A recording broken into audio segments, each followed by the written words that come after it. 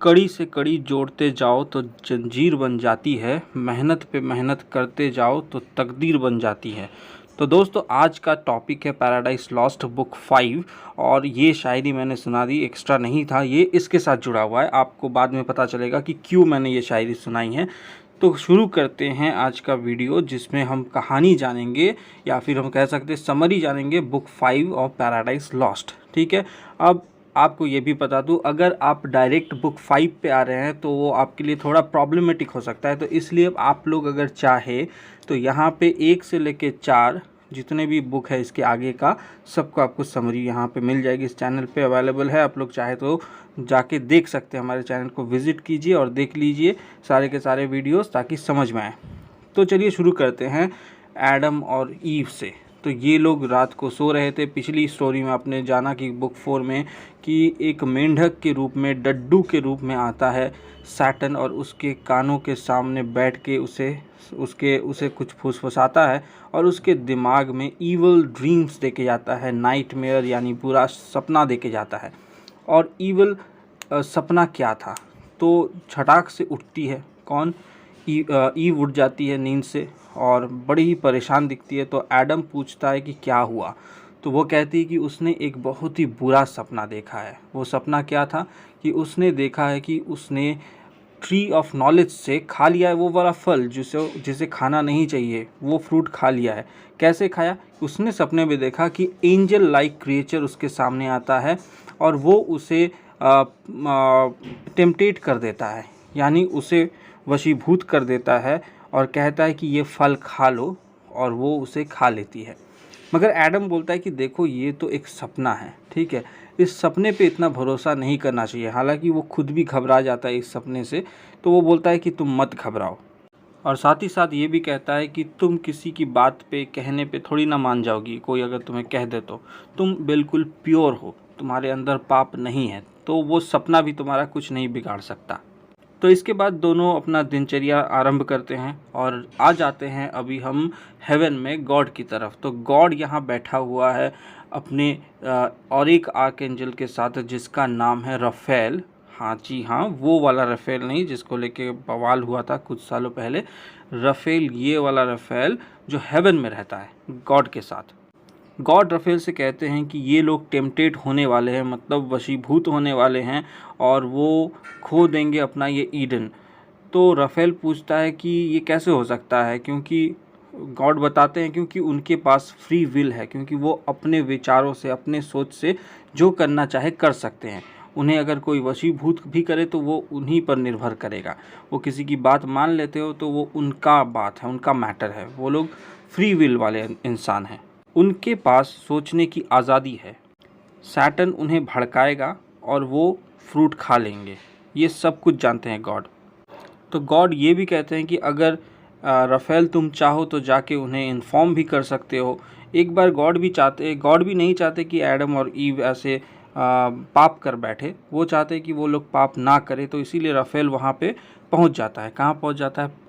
Eden garden में पहुँच जाता है और एडम के सामने कहते हैं, ईव के सामने नहीं। ईव उस वक्त वहाँ पे नहीं थी, वो अपने काम में बिजी थी। तो उस टाइम वो आते हैं और एडम को समझाते हैं कि कुछ होगा गड़बड़ तुम्हारे साथ। उन्होंने उन्हें डायरेक्ट तो नहीं कहा, मगर ये कहा कि जैसे कि तुम्हारे पास फ्री विल है, तुम अपनी इच्छा अनुसार कुछ भी कर सकते हो क्रिया, मगर ऐसा कुछ मत कर बैठना जिससे भगवान नाराज़ हो जाए और तुम पापी कहलाओ। और एडम रफेल के सामने ये भी कहता है कि मैं ऐसा कुछ करने भी नहीं वाला हूँ, मैं भगवान को कभी भी दुखी नहीं करूँगा। उस वक्त एडम के दिमाग में एक प्रश्न जाग उठता है और वो पूछते हैं रफेल से कि कृपया हमें वो कहानी सुनाइए जो फॉलन एंजल्स के साथ हुई थी, यानी जो बगावत किए थे जिन एंजल्स ने, उनके बारे में कहिए। तो रफेल इसके बदले कहना शुरू करते हैं और कहते हैं कि एक वक्त था जब भगवान ने कहा था अपने प्रिय लूसीफर से, क्या लूसीफर कैसे आ गया यहाँ पे? लूसीफर ही तो सैटर्न का नाम था पहले, जब वो स्वर्ग में रहा करता था। आज वो सैटर्न बन चुका है पापी बनने के बाद। तो यहाँ पे जब वो पापी बन चुका है, मगर उससे पहले वो लूसीफर था, उस वक्त भगवान ने कहा था कि हम अपने संतान को, यानी गॉड के बेटे को बनाएंगे किंगडम का यानी हेवन का राजा, मतलब अगला पद, भगवान का पद उनके बेटे को ही मिलने वाला था। मगर इस बात पे सैटर्न को आ जाता है गुस्सा। क्यों आता है? क्योंकि वो खुद को उसके बाद का पोजीशन का मानता था, गॉड के बाद की पोजीशन वो खुद को मानता था।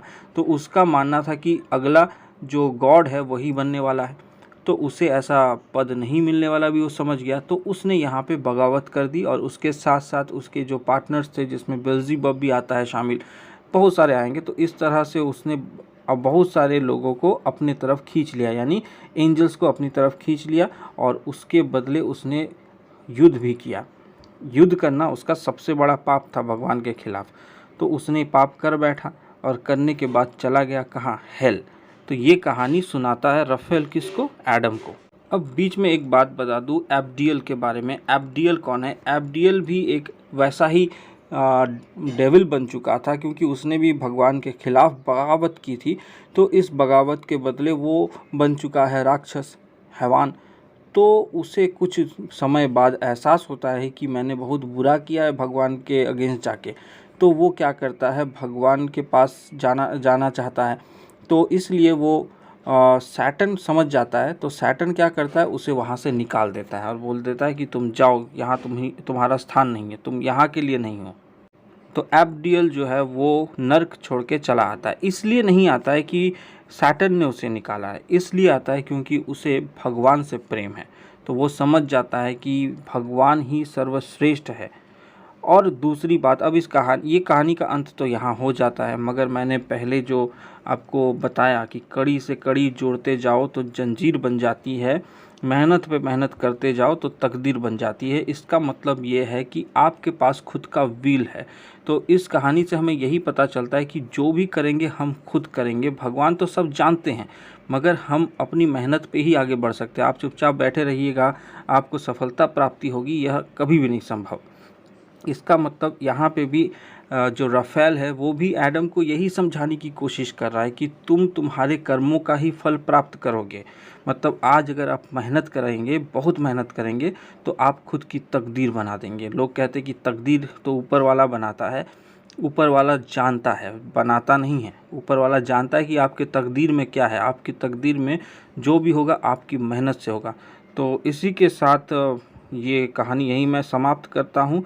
तो मिलेंगे अगले वीडियो में, मगर प्लीज़ हमारे चैनल को लाइक, शेयर और सब्सक्राइब कर दीजिए और बेल नोटिफिकेशन को ऑन कीजिए ताकि नए नए अपडेट्स आपको मिलते जाए। तो मिलते हैं अगले वीडियो में, तब तक के लिए धन्यवाद। जय हिंद।